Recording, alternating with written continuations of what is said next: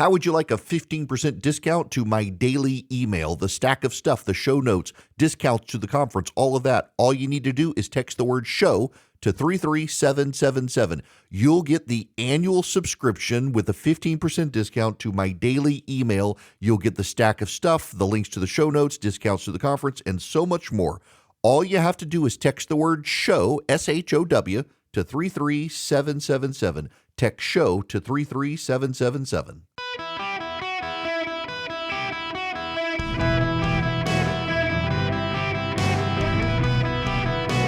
Welcome to the Eric Erickson Show podcast, Hour 2.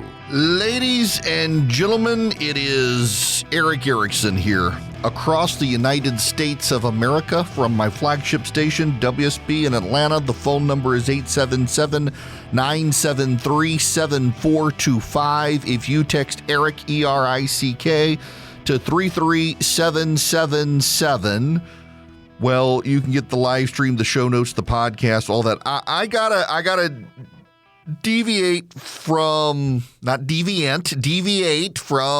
what I was going to talk about first, because I have a very, very important announcement to make. If your turkey is frozen, you need to start thinking about getting it out of the freezer and putting it in the refrigerator tomorrow or Friday. It's going to take a while, if it's a big boy, to get it to unthaw. If you got a 15 to 20 pound or greater turkey. Now, if it's less than 15, you can probably hold it off till Saturday. But if you got a big turkey, you need to start thinking about when you're going to take it out of the freezer. Now, I'm going to send out soon the recipe guide. So if you text data to 33777, you can get just that single link back.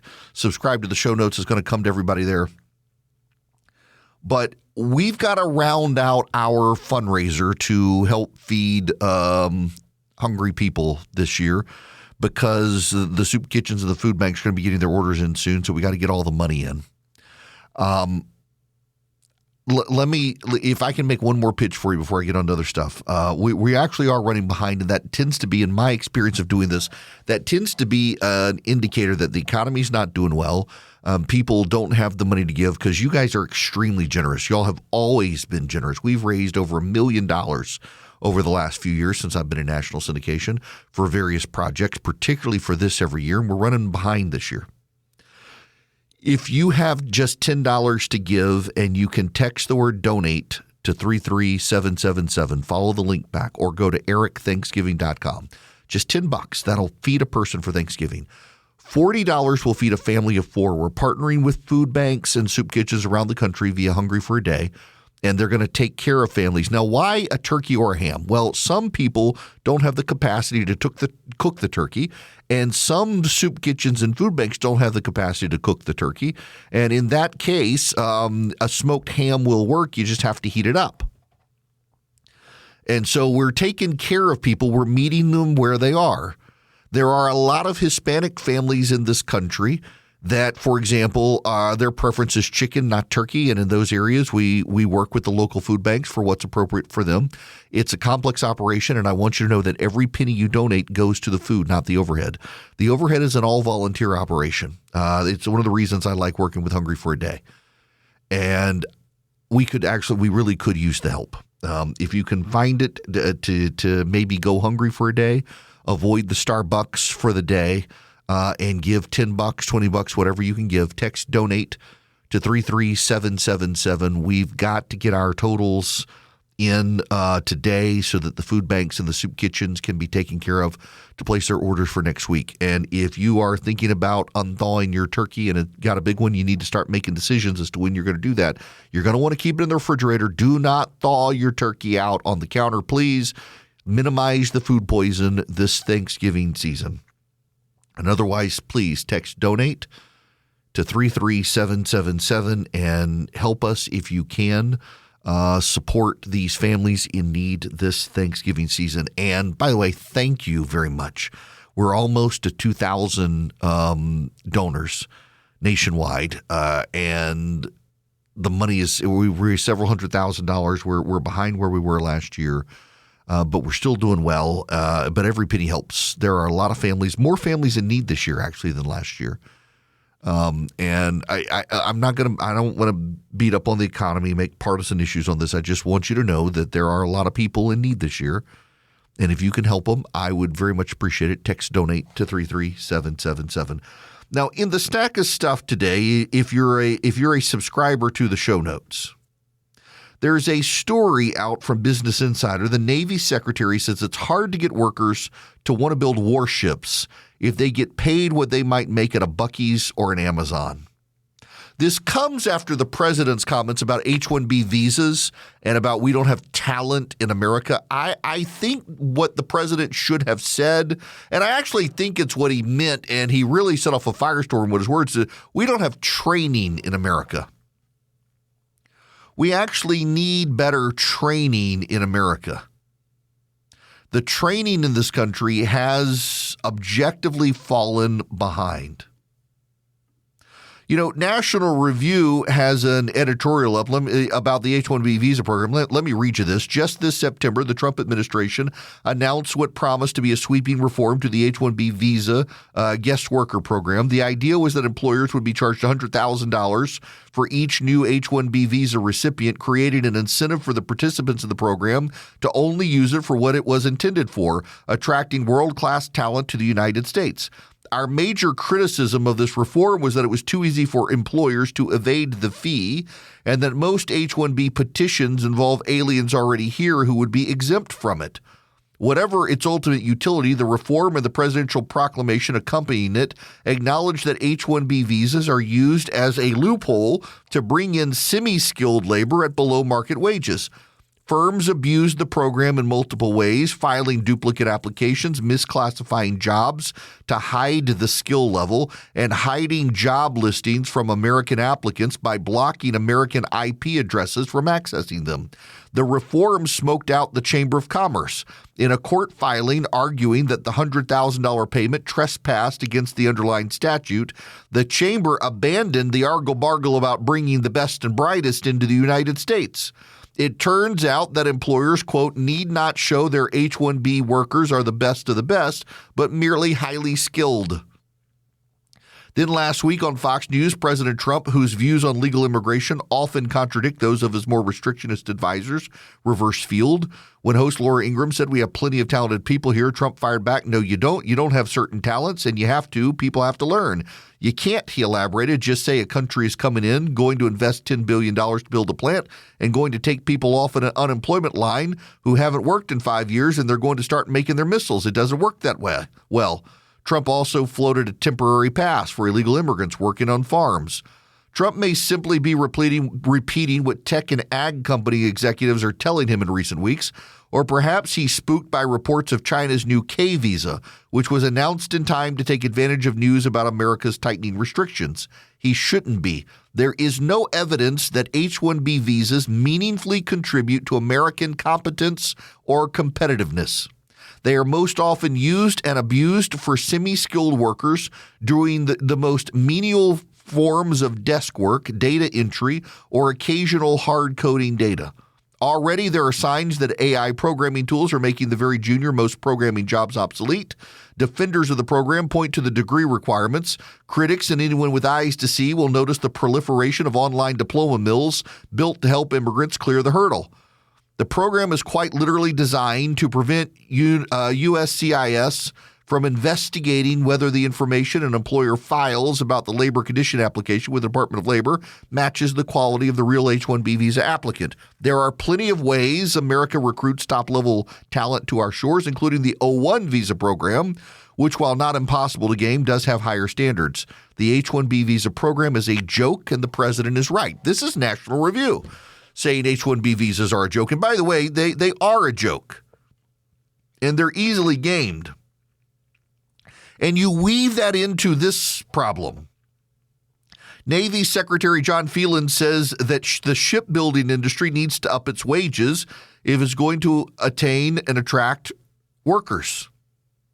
Phelan, like other Navy officials, experts, and leaders in the shipbuilding sector, has identified pay disparity as a major cause of the shipbuilding problems, as insufficient pay can make it harder to build up a skilled workforce for specialized jobs.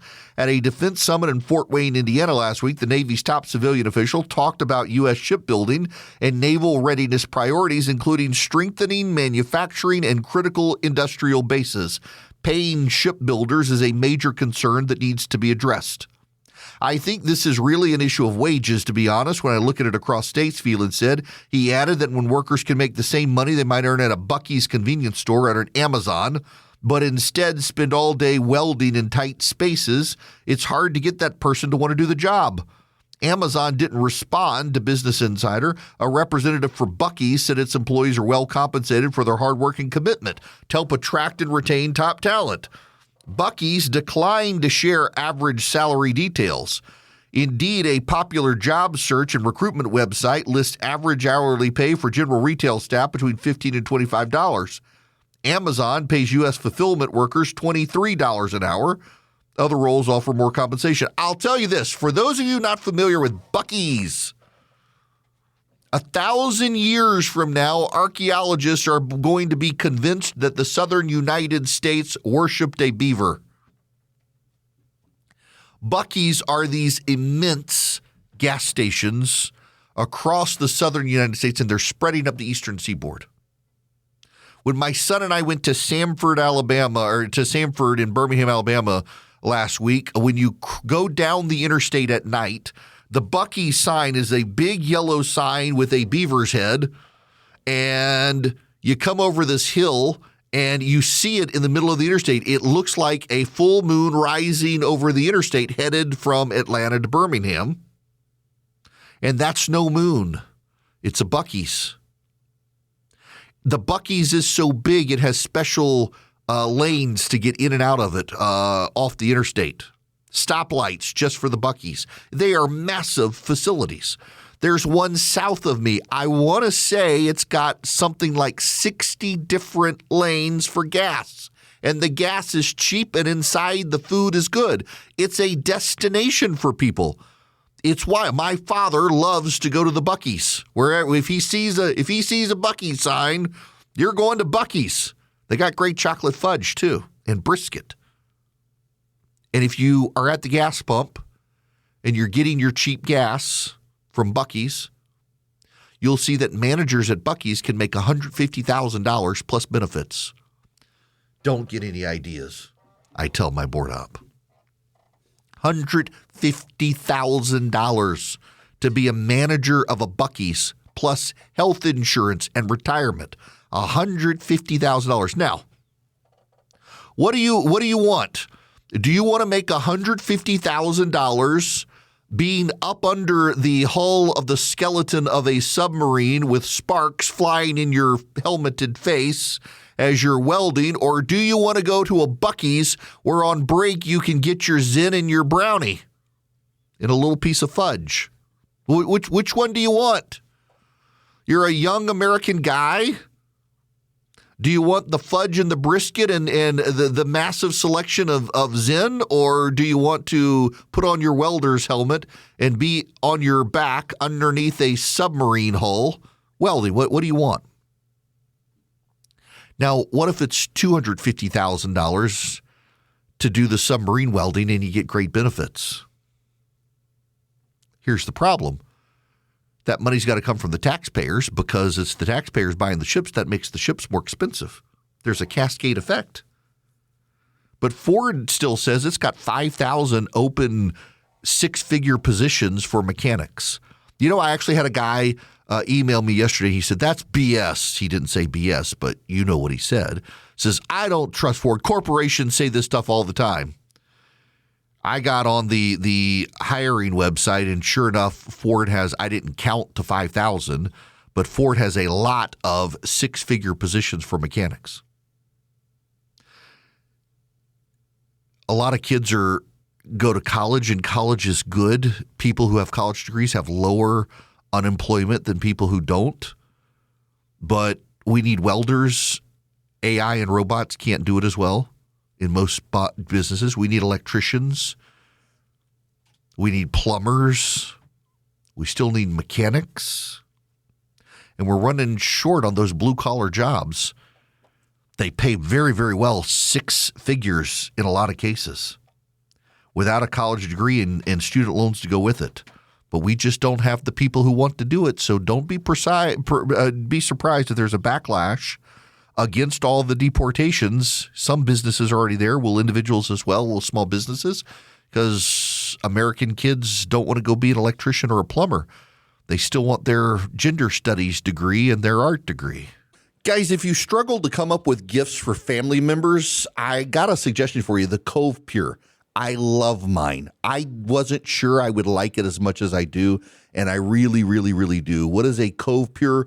Well, it's an water filtration system. It's on the countertop. You can get cold water. You can get hot water. It even has a bottle button, so you can get the warm bottle perfect for formula for your baby at night. It's really easy. It's so convenient. I use it all the time in my office. You will love it. It sits on the countertop. It uses reverse osmosis. It gets rid of like pharmaceuticals, fluoride, lead, arsenic. It's the purest water you can get. It tastes fantastic. If you're looking for a great gift for your loved ones or for yourself that they're actually going to use the Cove Pure. I partnered with them. They're giving you a $250 holiday discount with my link, covepure.com/Eric. That's covepure.com/Eric, ERICK. You get $250 off, covepure.com/Eric. The sale is going to end, so take advantage of this $250 holiday discount, covepure.com/Eric. Welcome back. It is Eric Erickson here. 877-973-7425 is the phone number. Please, again, consider as we round this out, if you text the word donate to 33777, we would love for you to be able to help us feed people across the country. We have partnered with Hungry for a Day now for 5 years, and they have taken an active interest in helping in the areas where we're on the radio. And they partner with food banks and soup kitchens from Connecticut, California, to make sure that people are taken care of. They were actually, David was telling me the story, I don't think we talked about it on radio this year, but in Connecticut, they found that the overwhelming majority of people who were using one of the food pantries there to help with Thanksgiving outside of Hartford, they couldn't handle getting just a turkey. So they actually now there's a food pantry up there that has now partnered with a local place that smokes the turkeys and or provides a ham, smoked ham, so that the people who were using this food pantry, overwhelmingly, they just didn't have the oven capacity or the ability to roast or smoke a turkey, and so they partner with a local group that fries, smokes, or roasts turkeys and smokes hams, and that is just one little thing that they do to take care of people. Those of you up in Connecticut listening right now on WICC and WTIC, we're helping take care of your locals who need help, and around the country we're doing the same thing across the country, but we need your help to do it. Text DONATE to 33777. Old Glory Bank is my bank. They're a bank that started just a few years ago. In fact, I started banking with Old Glory Bank. A buddy of mine was one of the people who helped start it, and I reached out to him and said, I am dying for an online bank. My local bank branch closed down. Might as well be an online bank, so I might as well use your online bank. And I was one of their first customers, and I've been a customer there since. I have a checking account and a savings account. And I was their first advertiser because I begged them, like, I love this concept. Let me advertise for you. And I do. oldglorybank.com/Eric is where you can go to check them out and get an account. You can get a savings account, a checking account like I have. I've got the no fee ones. You get the premium accounts. If you're a veteran, first responder, active duty military, they save you money and give you great discounts. If you're a business, they're very hands-on with their business clientele with loans and checking. Go to oldglorybank.com/Eric. What sets them apart? Well, they were started by conservatives to protect conservatives from the debanking trends of the left, but now they've just expanded into a bank that just is highly free market and believes in freedom and wants to help you succeed in life. oldglorybank.com/Eric. Member FDIC, equal housing lender. Hello there, welcome. It is Eric Erickson here. The phone number 877-973-7425 should you wish to be on the program. Let's talk about bad ideas, shall we? Because holy moly, there are a lot of bad ideas out there. One of the weird things in this country right now in postmodernism is the resurrection of bad ideas we all thought were long dead. I mean, socialism is rearing its head again in this country. George Will has the great quote that every 25 years or so, Americans have to engage in a controlled experiment in socialism to remind themselves why they don't like it. New York City is certainly experiencing that. Memdani wants to have free everything, wants to have free grocery stores and free public transport. By the way, he's having to walk a lot of that stuff back now because the state of New York is saying we can't afford it. It's always going to be, we know how socialism works, it'll always be someone else's fault. On the left and some on the right now, they want price controls. There is, if not everybody's required, everybody should be required to take a basic economics class. You know what? It reminds me of, what is it? Hillsdale College. They've got their economics class in an ad for Hillsdale, by the way, but if you do go to ericforhillsdale.com, you can they've got a class on basic economics, and you can study the supply and demand curve. The supply and demand curve is a very basic explanation of how economics works, where the supply of a good and demand for a good will find equilibrium in the price. So that if there's not a lot of demand for a product, the price of the product will continue to go down until it stimulates demand for the product, if the product's worthwhile. Or if there's very high demand for a product, the price will go up. And the price of a good balances out, finds an equilibrium between the supply and the demand. If you have a price ceiling, the price ceiling says the price can only go so high. Well, now what have I told you about the supply and demand curve? The supply of a product and the demand of a product will find equilibrium, and that's where the price will be set. If you have a price ceiling, the price can only go so high. So you cap a price. You say it can only be whatever this widget is that you're selling. It can only be sold for $5. It can't be sold for $5 and a penny. It can't be sold for $10. It's got to be sold for $5.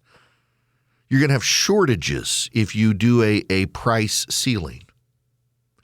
And to some degree, you'll have an oversupply if you do a price floor. If the price can't go down on something, you refuse to lower the price on something, oftentimes you'll have an overabundance of supply. There's not enough demand. Price wants to find equilibrium between supply and demand. What is most common is price ceilings, price caps. The same Democratic economic advisors who broke the economy under Joe Biden are in the New York Times now saying that we need to cap prices on certain items. We need price controls. Richard Nixon, when he was president, was a Republican, but he was not exactly a conservative. Richard Nixon wanted to have price controls. And Dick Cheney was put in charge of the office. I remember Don Rumsfeld himself told me the story that Rumsfeld put Cheney in charge because he knew that Cheney hated price controls. Cheney was a free marketeer, and Rumsfeld was too, but Rumsfeld had to carry out the president's agenda, so he put Dick Cheney in charge of the price controls office to slow walk everything, and Nixon wound up getting very mad at the slow pace. Cheney couldn't stop the price controls, but he could slow down their implementation. It was bad economic policy. It causes shortages in many cases to have price controls. I mean, you know, Bernie Sanders honeymooned in the Soviet Union. Bernie Sanders is a commie. He honeymooned in the Soviet Union, and Bernie Sanders used to look on the bread lines in the Soviet Union as proof that no one in the Soviet Union went hungry. You know, the Soviet Union had price controls. In the Soviet Union, no one went hungry because everybody went hungry. The bread line existed because people needed the food. When's the last time you've seen a bread line in the United States? I go to my local, beautiful, wonderful Publix grocery store. The amount and variety of bread. Tucker Carlson, had that thing where he was in the Moscow supermarket smelling the fresh bread. Oh, how wonderful this bread is. It's so much better than anything you get in America. Baloney. I can turn the corner, go to the last aisle in my Publix, and I've got, the old-fashioned white bread with the little girl, what is it, Sunshine or whatever, with the girl eating the piece of bread. I got Wonder Bread. I've got like 50 varieties of Nature's Own. I've got Sara Lee. I got, you name it. I got lots of breads to choose from. If I go over to the bakery side of the grocery store, aisle 1, I've got the White Mountain sourdough bread. I've got the Cuban loaf. I've got the French bread. I got the holly. You name it. I got variety. You're not getting that variety in Moscow. And I don't have bread lines in my country. I don't have bread lines. There's not a bread line at the alley. You know where the bread line is? The bread line's at the soup kitchen, the food pantry for the people who can't afford the bread. And they go and they line up and they give them what they can give them. You and I don't have bread lines. Mamdani wants to have free everything in New York City. The Democrats want price controls. Some Republicans, by the way, want price controls as well. The Trump White House has floated the idea of price controls. It is a bad economic policy. It flies in the face of arm's length transactions. Or government industrial policy. I can't tell you the number of regressive Republicans, the trans conservatives out there, who claim they want some sort of government industrial policy. Every nation that has government industrial policy is a third world or socialist country. Why? Because government planners are reactionary. They're not proactionary. They're reactionary. They react to things. They say, oh, no, now we got to have this factory built because X, Y, and Z. And they always plan poorly. Here's the basics. I try to use the word capitalism less and less because that's actually a pejorative word conjured up by the communists. It's a free market. And we have less of one today than we've had in a while, and we need to get back to it. But in a free market, you, Mr. or Miss Listener, right now, you get to go to the grocery store and decide what you want to buy. And the grocery store might give you coupons and incentives. You buy this one, you get one free. I make that s'mores Rice Krispie treat. I went to Publix the other day, and the Rice Krispies is buy one, get one free. So I got one, and I got one free. I wanted it anyway. But on the bread, there was a buy one, get one free on one brand of bread, but I didn't want that brand of bread, and I got a different brand of bread, and I got to choose. In an arm's length transaction, I went to my local grocery store and I said, I want this bread, not that bread. I shopped on brand, not on price.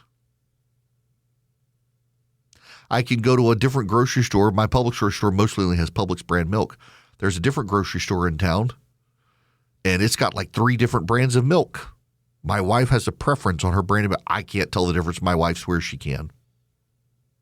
And on the eggs, I can get the standard eggs. I can get the brown eggs. I can get the free-range eggs. I can get the no-hormone eggs. I can get the organic, free-range, homeopathic, we pray over the eggs. I can get the free-range attacked by vultures and plotted out the egg as it was getting devoured by the vulture. I mean, you got ample varieties of eggs. Just 6 months ago, there were no eggs, and now I've got eggs. I think they pray over and do like magic crystals to make the eggs perfect. And I can pick, I go for the cheap eggs. The brown shell egg, there's no difference between the brown and the white shell. It's all marketing. But it's an arm's length transaction. And in arm's length transactions, typically prices are lower than in socialist countries where there's command and control economies because you make a decision for your family in a free market, and oftentimes your family has a price sensitivity and prices have to come down to meet you. And then what happens is you get an idea and you decide, you know what, I can make this good or I can provide this service and people will pay me for it in an arm's length transaction. They will pay me for this good or this service. It benefits them. Their money benefits me. And I now have a business. And then the government comes in and regulates you out of business because we have less of a free market now. The burden to start a new business in this country keeps going up. The burden to build a house in this country keeps going up because the regulators come for you. Now in California, the left is trying to pursue a wealth tax. Even Gavin Newsom thinks the wealth tax is a bad idea. A healthcare workers union proposed a referendum that would impose a 5% wealth tax on billionaires living in California. They're going to try to collect signatures to get on the midterm ballot. The Service Employees International Union, United Healthcare Workers West, are trying to collect signatures. Think about this. They want to tax billionaires. It sounds great, except you know who the most mobile people are in the country? Billionaires. They can all pack up and move out of California and say, good luck collecting money from me. In the Western world, they used to have 12 Western countries that had a wealth tax. There are now only 3 of them that have a wealth tax. There's one other that taxes stock portfolios. But you know what they do is they tax the stock portfolio when it's sold. Elizabeth Warren wants to tax the value of the portfolio of wealthy people. Now, remember, stocks go up, but stocks also go down. The markets have been down a lot in the last week. A lot of people who were very, very wealthy are now just very wealthy. Where do you tax them? It's ephemeral wealth because it's paper money or paper wealth. It's not real wealth.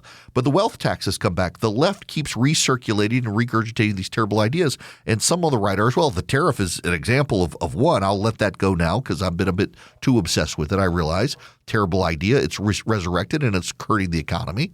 Some on the right, they also want price controls now. In response to things going up because of the tariffs, they're like, hey, we can put price caps on. Well, that breeds artificial scarcity and creates shortages. It's a terrible idea. But the bad ideas are having a moment. Why are they having a moment? Bad ideas are having a moment because, one, we've stopped critical thinking skills in high school and college. People aren't logical anymore. They're emotional. But we're in postmodernism where you can have your truth and I can have my truth. And if the left's truth is that, well, a wealth tax is good, I mean, pay no attention to the history of the wealth tax around the world. It is their truth that a wealth tax is good. And who are you to argue with their truth? It's like transgenderism. Who are you to argue with a boy who thinks he's a girl? 20 years ago, you'd say, well, you're nuts. You need therapy. Nowadays, it just says, oh, we can get rid of your nuts. Who am I to judge in postmodern America? I don't think I'm cut out for postmodernity. Even I find myself sometimes saying these days, I feel instead of I think. And I'm like, nah, I think. I don't feel it. I think it. Now, occasionally your gut gives you a feeling, particularly after you've had too many bad tacos. But typically it's I'm thinking, I'm not feeling. And yet people say, I feel like you're disrespecting me. No, I am disrespecting you because you're an idiot. It's not a feeling, it's a reality. Or it's my truth. My truth is that America is bad. I feel like America is bad. Well, you feel like America is bad because you failed at life, made bad choices, and you're a loser. That's why you feel like America is bad. It's on you. There are a lot of dumb people in the world these days who love postmodernity because they don't have to be accountable for their actions, and they can resurrect the bad ideas of the past because they haven't learned about the bad ideas in school. And they're like, hey, let's try this thing. Friends, there's nothing new under the sun. Ecclesiastes was right. There's nothing new under the sun. There are no ideas out there that have any value anymore. It's just it's wild to me to see these people today resurrect these ideas and think that they're all shiny new ideas. Well, no, they're bad. The sun rises and the sun sets and hurries back to where it rises. The wind blows to the south and turns to the north. Round and round it goes, ever returning on its course. All streams flow into the sea, yet the sea is never full. To the place the streams come from, there they return again. All things are wearisome, more than one can say. The eye never has enough of seeing, nor the ear its fill of hearing. What has been will be again. What has been done will be done again. There is nothing new under the sun. Is there anything of which one can say, look, there is something new? It was here already long ago. It was here before our time. No one remembers the former generations, and even those yet to come will not be remembered by those who follow them. Because we have a bunch of ignorant people who do not learn history, we have resurrected bad ideas off the ash heap of history, and you and I owe an obligation to the present to spare the idiots from themselves, because they'll ruin all of us by resurrecting stupid ideas like price controls and wealth taxes. Look at what the tariffs have done already. Okay, I got to change the language, but I just saw this come across social media. Andrew Gruel, the chef out in Los Angeles, just retweeted this. 2 economists are walking in a forest when they come across a pile of bear poop. The first economist says to the other, I'll pay you $100 to eat this pile of bear poop. The second economist takes the $100 and eats the pile. They continue walking until they came across a second pile of bear poop. The second economist turned to the first and says, I'll pay you $100 to eat this pile of poop. The first economist takes the $100 and eats the pile. Walking a little more, the first economist looks at the second economist and says, I gave you $100 to eat a pile of bear poop. Then you gave me back that exact same $100 to eat another pile of bear poop. I can't help feel like we both ate a bunch of poop for nothing. The second economist looked and smiled and said, that's not true. We just increased the GDP by $200. That's kind of the way it works, folks. That's kind of the way it works. And we all want to increase the GDP by spending money with each other. The problem is when the government plans it out for us, it just never ends well because the government's just not good at this sort of stuff. By the way, there is more Marjorie Taylor Greene news those of you in Georgia should know about in particular, but has kind of become a national thing. Marjorie Taylor Greene, the congresswoman from Georgia who for however many years has campaigned as MAGA and loyal to Donald Trump, she yesterday called the President of the United States a traitor. That's right. Now, Donald Trump had said the same thing about her a few days ago, but then she went on CNN and said she was committed to changing her ways and stop the name calling and we got to move on, and then was right back to calling the President of the United States a traitor at a press conference. Kind of tells you everything you need to know about Marjorie Taylor Greene's change of heart. Jamie Raskin, the Democrat from Maryland, is saying she should become a Democrat. They have a place for her. I think she should. The Eden Pure Thunderstorm. You can get 3 of them and save $200 at EdenPureDeals.com. Eden, like the Garden of Eden, pure as the driven snow. EdenPureDeals.com. The discount code is ERIC3. It's a fantastic device that wipes out odors. You can plug it up with a USB cord. You can plug it directly into the wall. You go to EdenPureDeals.com, put in the discount code ERIC3, E-R-I-C-K, the number 3, no space. They make great gifts for your kids off to college with sticky dorm rooms. They plug it in and it wipes out odors. Now, I don't leave it running because it does generate ozone, but that's the secret. It's how it wipes out the odors, because ozone's a gas and it goes where the odors go. And it wipes them all out. Cooking odors, litter box odors, pet odors, whatever you need. EdenPureDeals.com. The discount code is ERIC3, E-R-I-C-K3, EdenPureDeals.com.